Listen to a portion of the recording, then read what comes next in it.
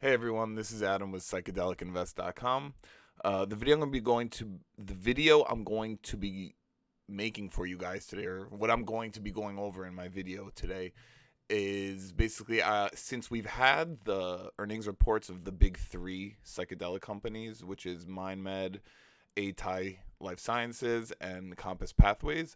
I'm going to basically be comparing the three earnings reports, uh, briefly comparing the pipelines, and just giving you my thoughts on kind of the like wi- like my thoughts on each one as an investment compared to the other one. So basically just comparing the three most well-known, well-funded psychedelic companies in the sector and giving you my thoughts on them now that they've had earnings reports. So I'm just going to jump into it right now. If you guys want to see a breakdown of just these specific companies, I have a breakdown of the earnings reports for MindMed, ATAI, and Compass Pathways separately. So you can look in the history of the videos we've posted and you can find them there. Okay, so to get into it. So the reason I'm doing this is because these guys are the three big dogs in the psychedelic sector.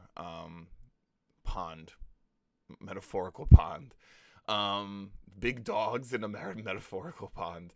That made sense as it was leaving my mouth, but now that I think about that, that was ridiculous. But anyway, so I think it's relevant to compare them to each other because if somebody's looking to invest in this space or is already invested in this space, these are most likely the companies they're going to look at first before they kind of get to the micro cap and the really small cap psychedelic companies. Um, so we're going to start off with MindMed. So once again, I'm going to focus on the financials, then I'm going to delve into the pipeline a little bit, and then I'll give you my thoughts, and then I'll move on to the next company. So with MindMed, they had a cash balance of 133.5 million, with a net loss of 92.3 million. So that gives them about a year and change runway of funding before investors have to worry about dilution. So that's the biggest thing I worry about with MindMed is how long are you gonna be able to support yourself? I think a year is nothing to scoff at. Like I've mentioned in the past, it's pretty decent in biotech time. But at the same time, for me to feel more comfortable as an investor, a longer runway would have been better. Also, they had their net losses were up from 92.3 million comparatively to 33.7 million for the year prior. So their net losses went up tremendously. So once again, I mentioned this in the other video. Is this a one-time jump in net losses because of there could be many reasons why, or is this the new normal for them? If it's the new normal for them, once again, a year and some change of cash runway is still good, but it's not my favorite, and I would be more patient before doing anything revolving around MindMed. But with that said, it is scraping at super support levels right now. So if you were looking to start a position, I think at these prices, you're definitely exposing yourself to less risk. Um, like plain and simple. All right, cool. So that's how I feel about MindMed's financials. Could be better. Not horrible for the sector at all, but could be better. I wish they had more than. I wish they had about 2 years runway. That would make me feel a bit more at ease as an investor. Now I'll get into the pipeline. So pipeline's important because these are basically the drugs that these companies are pushing to market that they're going to end up making money off of. Now a lot you'll hear me and maybe other talking heads talk about how diversity or a robust pipeline is important and whatever. And the reason we say this is because there's no guarantee that any of the things that MindMed, ATAI, or Compass Pathways are pushing through their pipeline or pushing through the FDA process, or there's no guarantee that they're going to get approval. So it could all their efforts could be for naught. So when you have a company that's hyper focused on one molecule or one medicine, uh, you're putting yourself at much greater risk, because if that one medicine doesn't work out, the company's going to have to pivot to something else.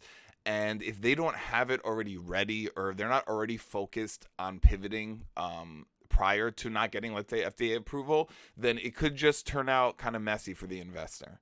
So like the more diverse the pipeline, the better, because it's essentially hedging your risk in some capacity. If let's say this doesn't work out, this medicine doesn't work out, okay, now we can rely on this medicine. Or if this one doesn't work out, it's like instead of having putting your money, this is, I think, a decent comparison. So like when you go to bet on horse racing, it's like instead of putting all your money on one horse to win, so like one horse being the molecule that the company is putting on, they'll have their money on, like, let's say 7 different horses. And let's say if 1 out of that 7 hits, that's still good. If 3 hit, amazing. If 5 hit, amazing. What if all 7 hit? You get the point? The more robust and diverse the pipeline is for these psychedelic biotech companies, the better it is for the investor. That's how I feel. So that's why I stress that a lot. So now we'll get into MindMed's pipeline. So basically, MindMed has a lot of focus on LSD. So I think out of all the companies working with psychedelics, MindMed has chosen LSD as like the one that they're going to hitch their kind of their research and the majority of their funding to, and that's what they're really pushing through. So that's cool. I appreciate that. I like that they chose that as their kind of angle. I do believe there are therapeutic benefits to LSD. The main ones I think they're doing is LSD for anxiety and depression, LSD for adult ADHD, and then there is, hold on, I'll just pull it out of here, for anxiety disorder, and then LSD for major depressive disorder, acute pain, chronic pain, and cluster headaches. So basically a lot of LSD stuff going on. They also have a DMT in their pipeline. They have mescaline in their pipeline. They have MDMA, and then they have some undisclosed stuff. So in terms of the variety of psychedelics you'll get by investing in MindMed, I think that's a decent variety. Granted, they're all psychedelic. They're all psychedelic, so it's not like you're gonna be diversified in respect to having like some stuff that might not be psychedelic. So basically, MindMed is boom or bust with the entire psychedelic sector. But within the psychedelic sector, you do have a nice variety of different psychedelics that they're working on pushing through the FDA pipeline and hoping to get approval for a variety of ailments for people, specifically revolving on mental health. So as far as pipeline, I'm totally okay and happy with MindMed's pipeline. I think if I'm an investor and I'm looking at different companies, and MindMed being one of the bigger ones, as long as you are aware of the cash situation with them, they have a very nice pipeline, a very nice psychedelic pipeline. So I would just put that out there. In the end, at the end of the video, I'll do like my preference between the 3, but so I'll leave that for the end. But for now, yes, I like MindMed's pipeline. Funding could be better. And yeah, we'll go to the next one now. ATAI Life Sciences. So I'm a big fan of ATAI, and I know about them. I know a lot about ATAI generally. So this is going to be much easier for me compared to MindMed. MindMed, I know a lot about MindMed, but I'm not as intimately familiar with their pipeline as I am with ATAI. So just a heads up.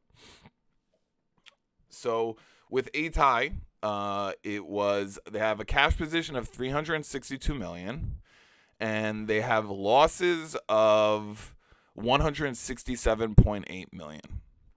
So what this gives ATAI Life Sciences a cash runway of roughly 2 years. So once again, I'm okay with this. The longer the better, but like I said, it's not 1 year. 2 years is pretty good. 2 years for an investor, it gives you enough time to really keep reassessing your investment within this company over the course of those 2 years without having to really worry about dilution. So like, I like 2 years. And I like ATAI's cash position, so they're fine in that regard. They are obviously, I'm focusing on these companies because they are some of the better funded ones within the sector. Now, when it comes to ATAI's pipeline, like, there is a lot here. So for the sake of not making this video 40 minutes, I'm gonna go over the important stuff that I've noted, and then in a different video, I'll do a deep dive into ATAI's pipeline because it could take a long time just to do this in all one video with these three companies. So ATAI is working on psilocybin. They're working on DMT. They're working on salvia, which is, I think they're probably one of the few companies I've read about who are doing work with salvia, which is really interesting to me. Salvia is one of the more intense and least studied psychedelics. They're working on basically something on a GABA, which is really, really interesting. So this is the GABA medicine they're working on is not going to be a psychedelic. Once again, I like that though. I want within a psychedelic company's pipeline, it would be nice if they had some non-psychedelic stuff to basically just help diversify the investor. So like you invest in the companies, like, yeah, you have access to psilocybin, but you also have access to some stuff that isn't psychedelic related. So let's say something happens in one of the trials and it sets the psychedelic sector back a couple years. You're basically kind of hedging your risk by saying, now this company, instead of focusing on whatever psychedelic compound they were trying to push through, now they can focus on the non-psychedelic one. This is just a hypothetical situation, but this is why I like having such diversity in the pipeline with psychedelic and non-psychedelic molecules. They're working on ibogaine. Okay, so MindMed is also doing ibogaine. So I don't think I mentioned that, but both ATAI and MindMed are doing ibogaine for addiction purposes, and ibogaine is proven to have some pretty life-changing effects in regards to addiction. So it'll be very interesting to see what happens with that. What else we got? They're doing MDMA. They're doing N-acetylcysteine. So N-acetylcysteine is basically it's like a liver enzyme. It's a liver enzyme. It's good for your liver enzymes. I would have to get some reading to tell you offhand. I know a lot of people who supplement with it, and people will take it for anxiety relief too.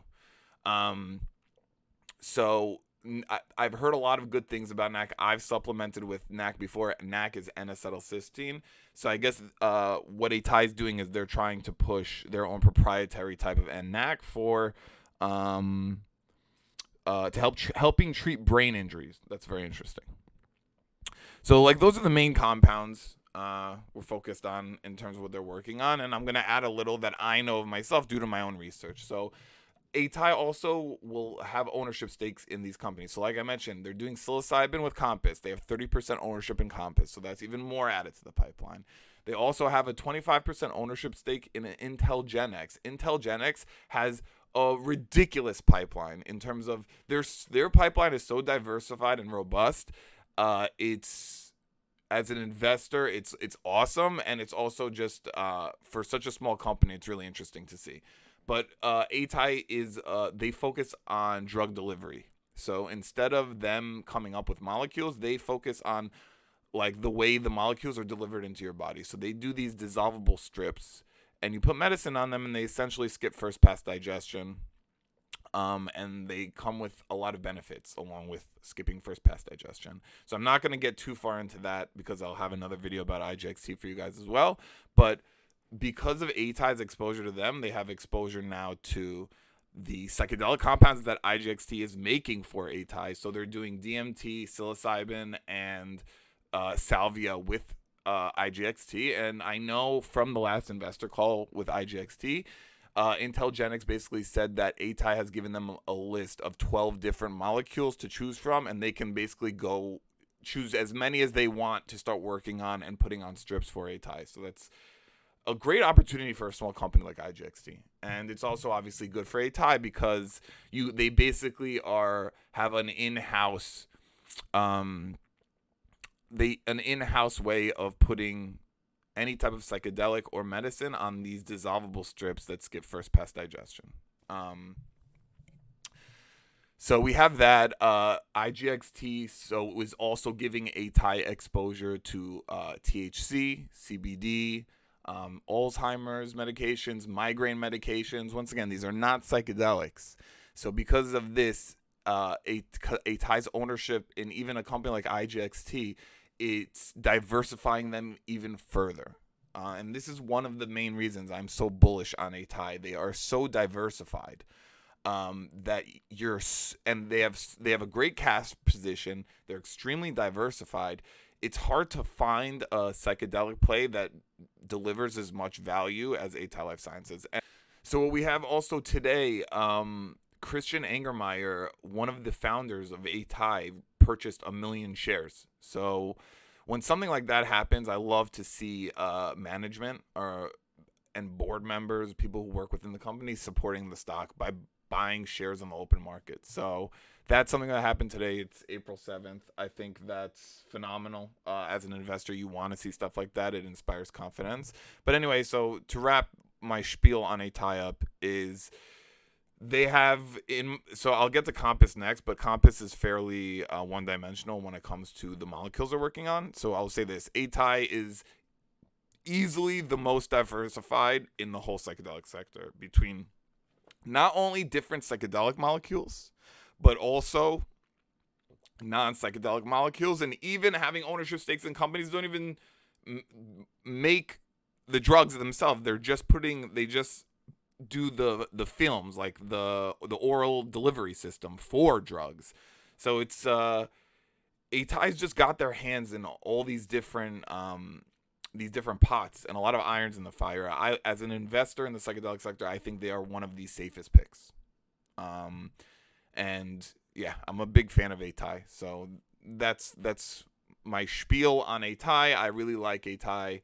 I think you can't go wrong, and I think right now because of the market tailwinds, they're riding support at like between $4.80 and $4.60, $4.70. They're trading essentially below their cash value. I think net today would be a good day to pick up shares, obviously with a long-term mindset, but you can't really go wrong buying at these prices. All right, guys, and now we have Compass Pathways. So for Compass Pathways, I'll tell you right now off the bat, they're the best funded in the sector.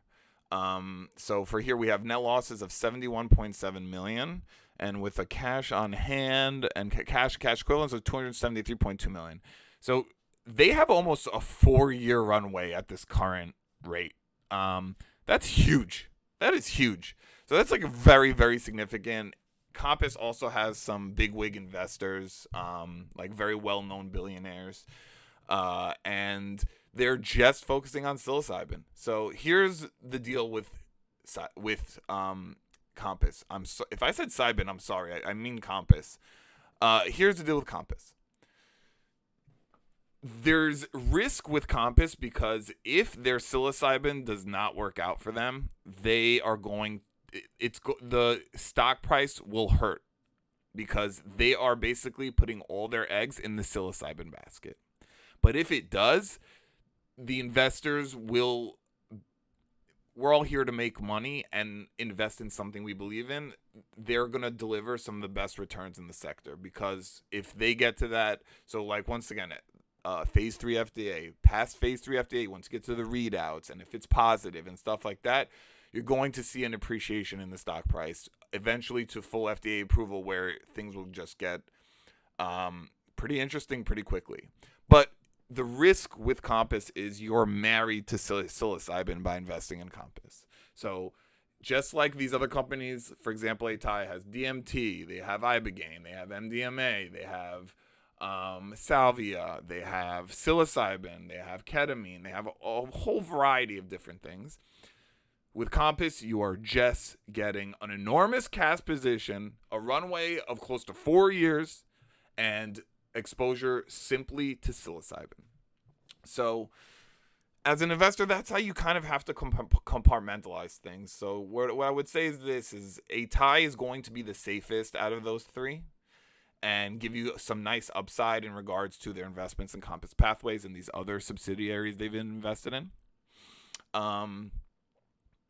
Compass is going to give you basically the chance at that home run. And if psilocybin gets that FDA approval and you're an early investor in Compass, you're going to see a nice return from your investment because, once again, they're the first to market. They're already heading into phase 3 of psilocybin. If they do get the approval, and psilocybin is all they do, they're going to live and die by psilocybin. And if they live by psilocybin, they're going to flourish if it works out.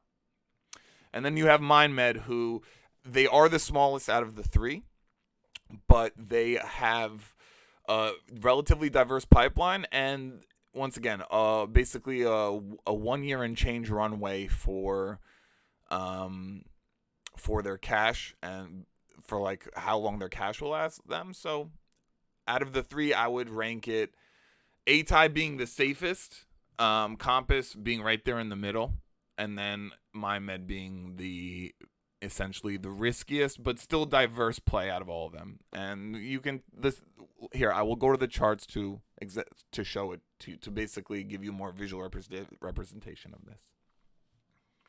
So anyway, the markets are bleeding out tremendously today. So this is why I mentioned a good buying opportunity with some of these plays. But here, so this is what you're getting. So the number one safest is ATAI. They trade at $4.73. I think they have a float of like 120 million. This is what.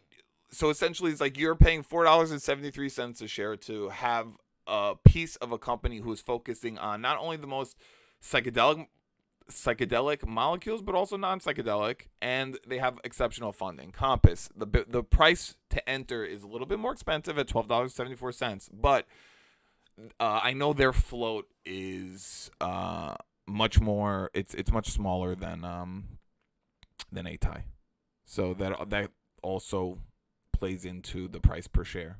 I'm not going to break that down for you guys, but just saying. So yeah, 20 million share float. It's nothing. So basically you have Compass is leading the way at $12.74 a share. You have ATAI at $4.73, and then if you want the cheaper access to a robust pipeline, you have MindMed kind of holding the bottom over here at $1.01. I like all three of these plays. I told you ATAI being my favorite. Compass, if I really, really want to just have only exposure to psilocybin.